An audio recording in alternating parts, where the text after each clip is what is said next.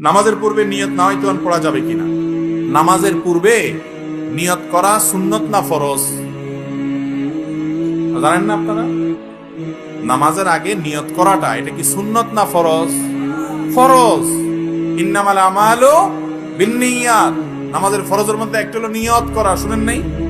নিয়ত করা ফরজ। নিয়ত করা ফরজ, নিয়ত বলা ফরজ না। নিয়ত বলা মুখ দিয়া হয়, আর নিয়ত করাটা মন দিয়া হয়। নিয়ত করাটা কি দিয়া হয়, আর নিয়ত বলে কি দিয়া? নাওয়াইতুন বলাটা হলো নিয়ত বলা, আর মনে মনে আমি কি পড়তেছি এটা আমার মাথায় আছে, এটা মানে হলো নিয়ত করা। অনেক সময় বলে না যে আগামী বছর হজে যাওয়ার নিয়ত করছে, এর মানে সে বলছে নাওয়াইতু আনা রফিল হজ। এটা বলে নাওয়াইতু আনা রফিল হজ, আমি আগামী বছর হজে যাবো, এরকম কথা আরবিতে বলে। কিন্তু তারপরও বলে আমার হজে যাওয়ার নিয়ত। একজন যাইতেছে রাস্তা দিয়ে, কি ও কোন দিকে ছুটছেন, কই যাইতেছেন? বলে যে ভাই বাজারে যাওয়ার নিয়ত করছিলাম। সে কি নাওয়াইতুন পড়ে আসছিল? আচ্ছা, নামাজের সময় আপনি নাওয়াইতুন পড়ছেন বুঝলাম। আপনি যখন কাউকে 10 টাকা দান করতেছেন, এটা একটা ইবাদত কি ইবাদত না? ইন্নামাল আমালু বিন্নিয়াত। সমস্ত আমলই যখন নিয়তের উপর নির্ভর করে। শুধু নামাজের ক্ষেত্রে শুধু নাওয়াইতুন পড়তেছেন, দানের সময় কেন বলতেছেন না নাওয়াইতু আন আতাসাদ্দাকা আশারা টাকা? আরবিতে যে আমি 10 টাকা দান করলাম, এরকম কি বলেন আপনি? তাহলে সেটা দান হয় কি হয় না? আপনার নিয়ত আছে মনে মনে, আল্লাহ তোমার খুশি করার জন্য আমি এই মানুষটাকে 10 টাকা দিলাম, বাস আল্লাহ তাআলা সব দিয়ে দিবেন। তো যে আল্লাহ এটা বুঝে, আল্লাহ নামাজেরটা বুঝে না?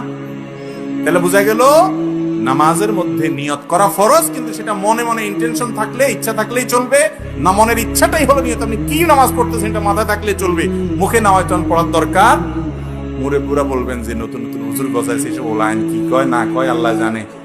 আর আজীবন 14 গোষ্ঠী করিয়া আইছে, আমরা করিয়া আইছি, এখন নতুন করে কি কয়। বাবুরে, আমরা দেখতে খেতে দান লাগান, সব কি দান হয়নি না? কিছু আগাছাও জগজায়, আগাছাগুলো উঠে দিতে হবে। যদি কোন না দানের লগে আগাছা উঠছে, এখানে থাক, চলবো? ফসল ভালো হবে? সুন্নতের সাথে কিছু বেদাত, কিছু উল্টাপাল্টা জিনিস আছে। ময় মুরব্বীরা বাপ দাদারা যা করে গেছে সব খারাপ ছিল না, বেশিরভাগই ভালো ছিল। 2-4টা ভুলভ্রান্তি ছিল, ওনারা মানুষ না। কয় না বাপ দাদা যা করে আসছে এর উল্টাটা আমরা করবো না। তো বাপ দাদা তো আলস হয়েছে, ওনারা বিদেশ হারাইছেন কেন? বুঝেন নাই? ও দুনিয়ারটা তো ভালো বুঝেন, মাশাআল্লাহ। বাপ দাদা আলস হয়েছে, ওনারা তো কিন্তু 14 গোষ্ঠী আলস, তুই আলস হবি বেটা, বিদেশ কিনলে যাবে, এটা তো কর না। সেখানে ঠিকই বুঝেন যে বাপ দাদা এছাড়া সুযোগ আছে না, তারা এটা করছে, আমি একটা ভালো সুযোগ পাইছি, এটা করি। তো বাপ দাদা যদি ভুল করেন, সেটা কি ধরে রাখা যাবে? নিয়ত মানে ইচ্ছা। নিয়ত মানে কি ভাই? আপনি কি ইবাদত করতেছেন, সেই ইচ্ছা, সেই ইন্টেনশন, সেই চিন্তা আপনার মাথায় থাকলে নিয়ত হয়ে গেছে। মুখে নাওয়াইতুন পড়ার দরকার, এবং এটা রাসূল আকরাম সাল্লাল্লাহু আলাইহি ওয়াসাল্লাম শেখানো নাই। যদি এটা দরকার হতো তিনি শিখাইতেন। কিন্তু আমরা ছোটবেলা থেকে নাওয়াইতুন পড়ছি।